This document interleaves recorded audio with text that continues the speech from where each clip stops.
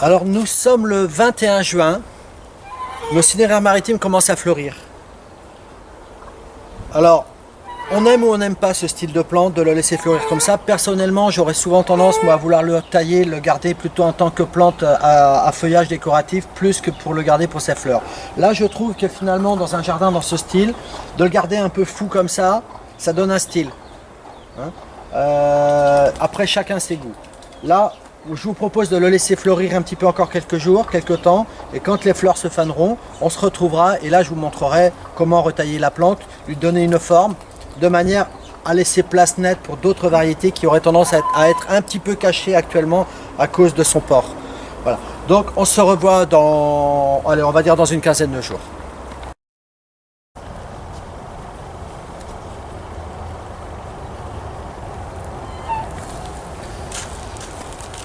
Alors Rémi, là notre cinéraire est en fleurs. En fleurs. On pourrait encore le conserver une huitaine de jours comme cela, mais ma foi. Mais de toute façon, il va falloir le tailler. La plante s'est couchée, si on veut profiter des autres plantes, que les autres plantes puissent se développer, on va quand même procéder à la taille. Alors là, on n'hésite pas à y aller franchement, à vraiment couper sévère.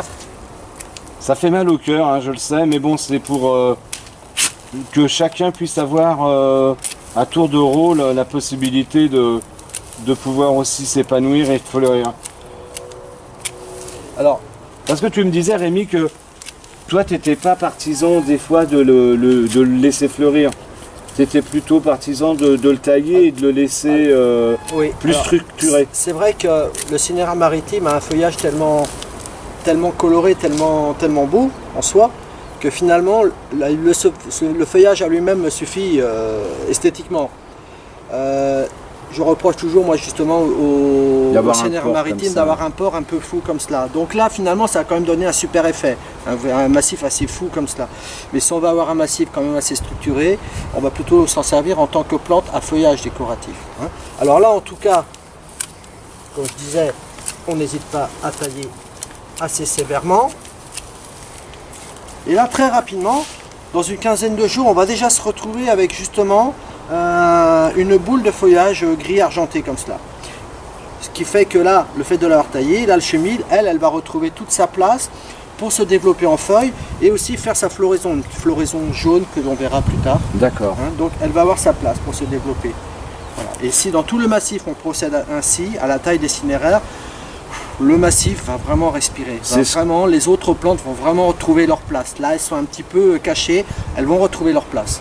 D'accord. Eh bien, écoutez, on va se revoir dans, je sais pas, peut-être un mois pour pouvoir constater la formation du cinéraire. Ben voilà, maintenant vous savez comment tailler un cinéraire. Pas plus simple. Voilà. À bientôt. Merci. Alors nous sommes le 1er août et voici nos cinéraires maritimes qui redémarrent. Pour l'instant ça paraît encore un peu maigrichon mais ça va très vite former un coussin. Et on aura peut-être même encore quelques fleurs qui vont se former. Voilà, en tout cas c'est une plante qui va encore se développer correctement. Alors nous sommes le 4 octobre et alors voici notre cinéraire maritime qui refait encore quelques fleurs. Bon, l'hiver va arriver, il n'est pas dit que la plante arrive à faire sa floraison, donc arrive à terme jusqu'à avant les gelées. Néanmoins, on profitera quand même de cette plante, de son feuillage donc persistant et lumineux pendant tout l'hiver. Et puis bah voilà, je vous propose de laisser passer l'hiver et on se retrouve pour le printemps prochain. À bientôt.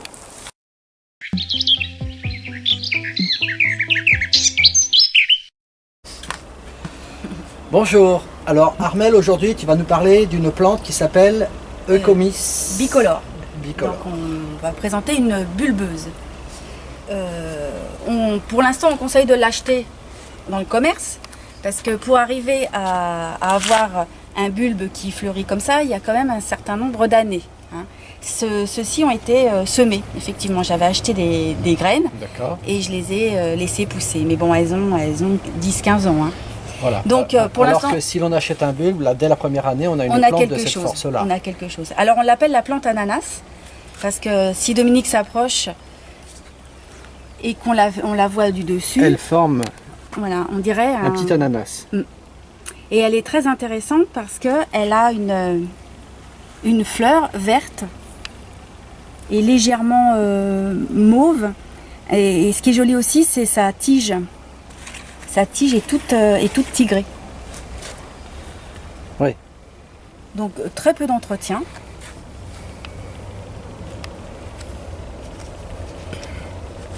Le feuillage aussi est tigré, Et tigré un en petit peu dessous. aussi. Voilà. Pas de faute de goût. Hein.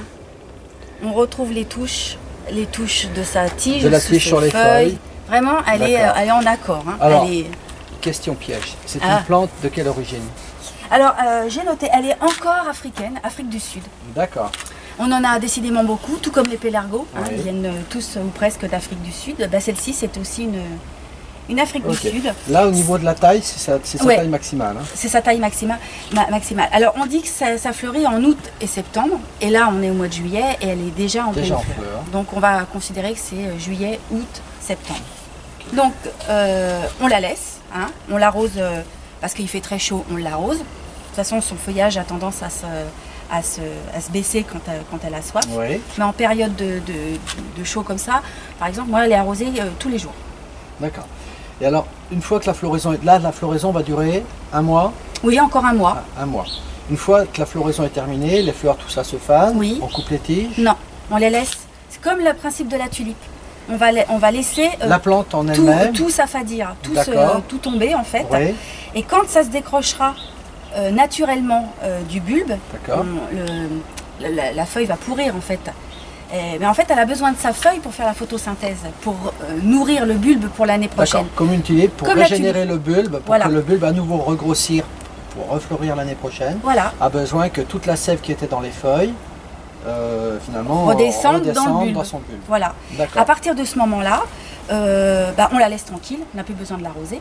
Ok. Et comme elle est en bac, moi je la rentre à peu près vers le fin octobre, début Donc, novembre, tu la dès les laisses dans premières ce gelées. bac, tu ne te donnes pas la peine de Non. la déplanter, de l'arracher chaque année, tu la laisses comme la ça laisse. dans son bac. Je la surface, Voilà. je lui remets de la terre.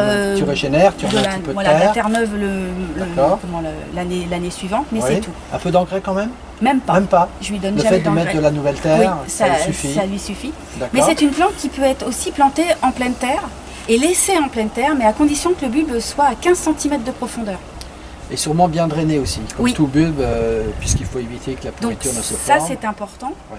Il faut la première année, pour qu'elle s'installe bien, il faut la pailler quand même en hiver. Oui. Mais sinon, rien d'autre. Et voilà ce que ça donne. Donc c'est une plante qui est quand même assez atypique. C'est C'était joli. très original comme plante. Alors la méthode de reproduction, c'est, on a parlé du semis, mais aussi on peut enlever des morceaux Du bulbe, Du bulbe, ça fait un voilà. peu comme un bulbe de lys dans ce cas-là. Oui. C'est comme des écailles qui se retirent. Ouais, un petit peu, ça fait. On peut prélever un morceau du bulbe. D'accord. Voilà. D'accord. Donc Mais on ça- peut diviser comme ça. Ça sera plus facile à expliquer quand on va suivre celui-ci Oui. jusqu'à temps qu'il dépérisse, Oui. enfin qu'il fane. Et quand il sera le moment de le rentrer, on déterrera un Et on bulbe montrera et on à ce montrera moment-là ce que comment est c'est. formé le bulbe Voilà. et comment à ce moment-là on peut procéder à sa multiplication. Voilà. Ok. Voilà, mais c'est une plante Ah atypique. bah, et, oui. Oui. je pense qu'on a tout dit. Ben, c'est Voilà. parfait. Eh Alors bien, à bientôt à pour bientôt. de nouvelles aventures. Alors nous sommes le 18 octobre et voici notre comice qui a été ramené par Armel. Voilà. Donc après avoir fleuri tout l'été, voilà ce que ça donne arrivé au mois d'octobre. Donc c'est pas très joli, mais il faut être encore un petit peu patient. On va attendre que les feuilles se décrochent. Hein. Quand on tire dessus, elles doivent se décrocher très facilement. Une fois que il n'y aura plus du tout de végétation, ben vous prenez votre jardinière, parce qu'il y a 4 bulbes dedans. Vous prenez votre jardinière et ensuite vous la mettez dans un endroit frais, hors gel, de toute Hors façon gel. hors gel, mais pas à la chaleur. Voilà, et vous arrêtez de l'arroser. Si vous avez planté votre bulbe en pleine terre, comme ce que tu as là, Voilà. eh bien, c'est le même procédé. On l'enlève. On l'enlève, on attend que les feuilles se détachent toutes seules et on gardera le bulbe nu, en fait, puisqu'il n'y aura plus de végétation dessus, on le gardera au frais. On fera hors gel. Et hors gel, voilà. Et on va le replanter au printemps. Au mois de mai, voilà. Tout simplement. Simplement, quand vous ressortirez votre jardinière, pensez à remettre un petit peu de terreau frais, hein, parce que bon, il aura bien séché. Et puis quand la végétation reprendra, eh bien, on reprend sur l'arrosage et l'arrosage. Voilà. Une belle plante, franchement, à découvrir. Oui, à avoir dans son jardin. Voilà, vous savez tout.